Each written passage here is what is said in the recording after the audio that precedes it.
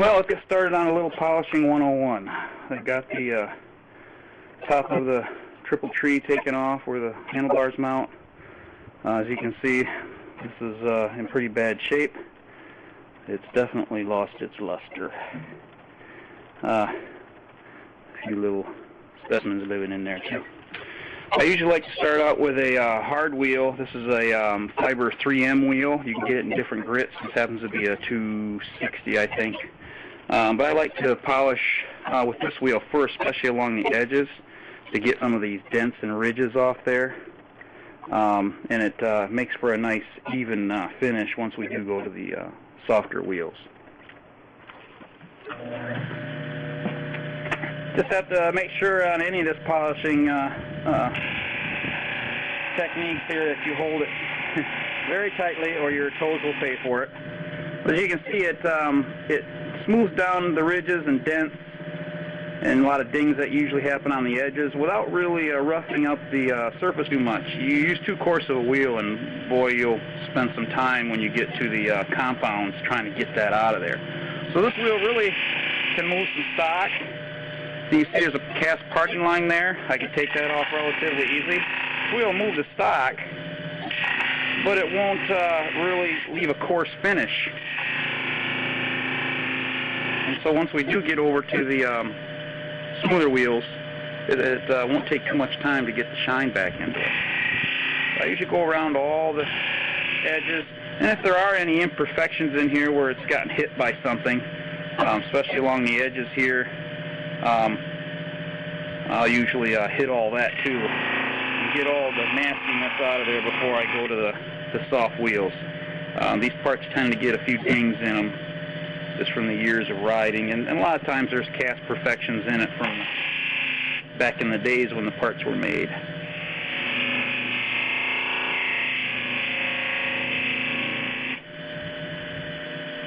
Still a couple cast imperfections in there I'm trying to get out that Honda didn't take care of. Take a little bit of pressure. You have to lean into it pretty good.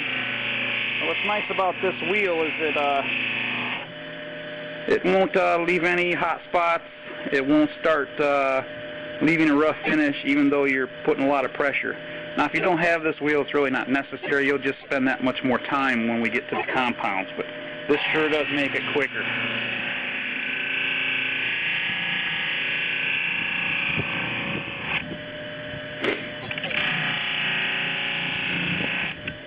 Well, as you can see, I spent some time, went around all the edges with our hard fiber wheel. Got all the dings out of it. There was quite a few. There was a few cast imperfections that Honda left in there that I usually don't like, especially right out in front where the handlebars mount. You can see them real easy. I even dusted off the faces a little bit where the clamps meet. Sometimes those tend to get dinged up. The abuse over the years, people not knowing how to take the handlebars out when they're stuck. But screwdriver marks and all that. But it's ready to go over to the compound wheel.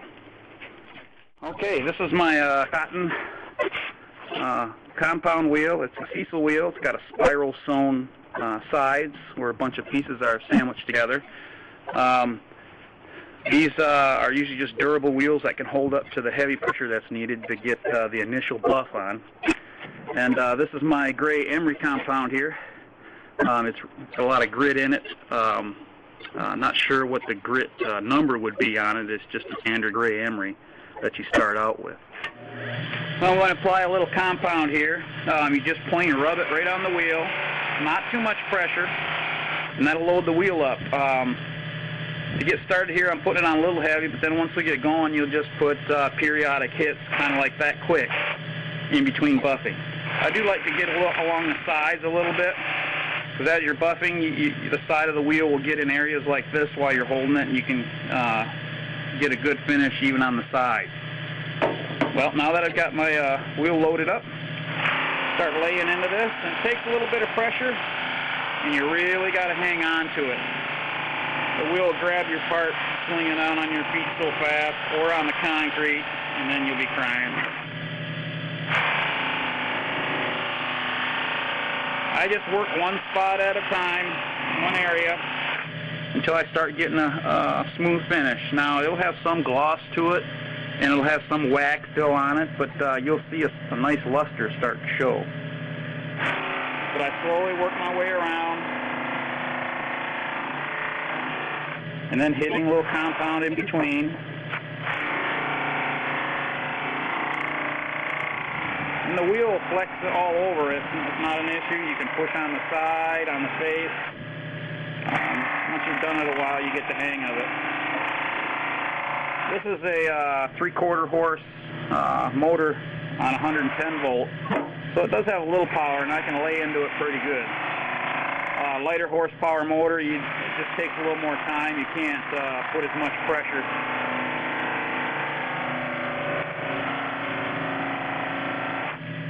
But you can see it doesn't take too much with this compound. Now, if you didn't have the black emery or the gray emery, and you had like white rouge, you'd never get this. It'd take forever. And like I said, a lighter horsepower motor or doing it with a hand drill, you get the same results. It just takes a lot longer. As you can see at this point, I've got gloves on. We're starting to put a lot of heat into the part. Especially with aluminum. It'll hold the heat for a while, and it'll get to the point where you can't hold on to it. But that's a good sign. The compounds actually work a little better once the heat starts holding in the part. Spreads the compounds around a little easier, and you'll notice you'll start getting a better finish. A telltale sign that you do need more compound is while you're buffing, you'll get kind of a shine, but you'll have like a black burn mark. It's not really a burn, but it's the wax compound from the wheel sticking to the part. There's not enough on the wheel itself to get the cutting action. So just a light hit like I just did there, and then lay back into it. So you see it's starting to come along.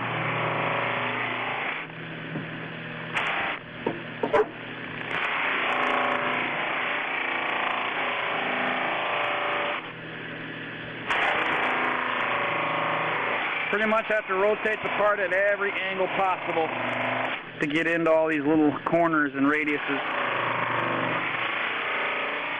And watch out for the holes. It'll snag the wheel and pull the thing right out of your hand. But it's definitely starting to bling.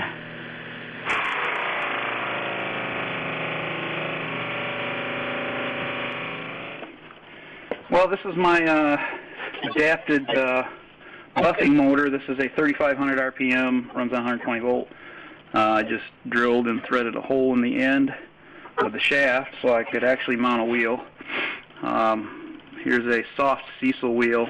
Typically on these lighter compounds I use just a flap wheel. You can see it's only sewn once and it's multiple flaps together. This wheel really works good on parts that have hard radiuses, like the casting we're doing on the steering mount, handlebar mount. So this wheel holds up a little better. Now I've only used this just on the white rouge compound. No other compounds have ever been on this wheel. Mixing the compounds, especially when you're trying to get a good shine, is a big no-no. But anyway, I just got a couple washers on each side, and I just screw this right to the shaft.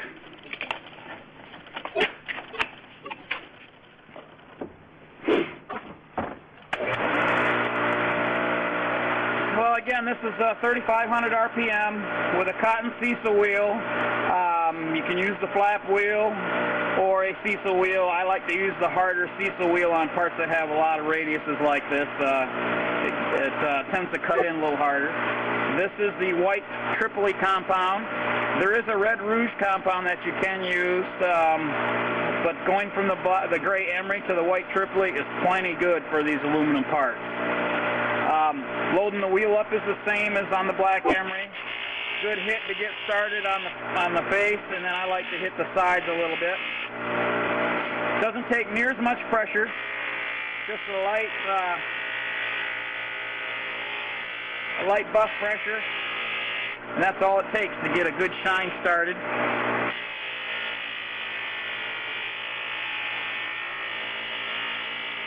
The higher RPM wheel really helps in bringing out the shine. You can see we're really pulling the shine out of it now.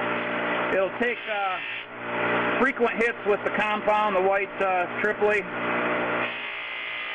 more so than the gray emery, to keep the shine going, else you'll notice you'll start getting a black buildup even if you apply extra pressure. That's a sign you need more compound. And with this wheel, it's that much quicker it'll pull it out of your hands, and your toes will pay dearly. So when you're on the higher RPM buffing, if you have it, you have to be extra careful. Now again, you don't need this RPM.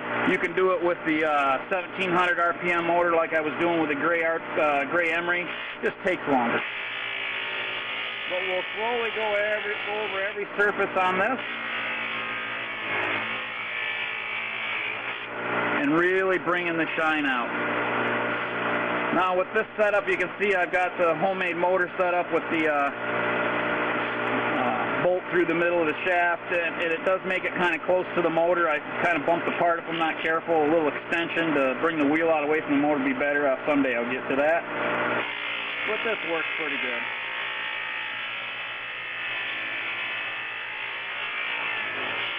Now the whole part won't come out shiny. You'll get wax build up here and there, but as long as you've actually buffed in that area, once we use mineral spirits or dish soap and hot water, the wax will come off and you'll see the shine. But obviously you do have to hit every area. You can see I've got quite a bit of black build up in here that even though I have buffed in there, once we clean that off, it'll look nice under there.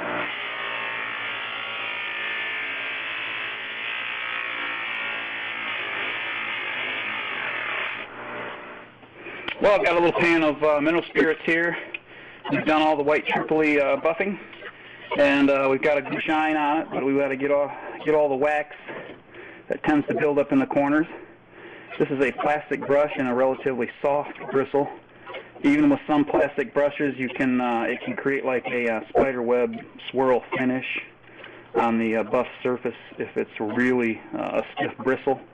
So make sure you have a soft brush. The black wax kind of collects in all the corners and takes away from the real luster if you don't get it all off there, and in the threads, of course. It really is starting to show its bling. I like to go afterwards in hot water and dish soap also, and that really cleans it up. And then, of course, the hot water, not too hot, is easy to dry off without leaving a bunch of spots. But, yeah, I think we'll wash her up. Well, here's our finished part. It definitely has bling. Shined up really nice. I think I got about 45 minutes into this as far as buffing time. With the 3/4 horsepower gray emery and the at 1700 RPM and the 3500 RPM motor, 3/4 horse, it really takes the time out of it. You can do it with a Dremel or hand drill, or even a die grinder with a buffing wheel on it, air tools. It takes a lot longer. But it really came out nice. It's definitely blinging.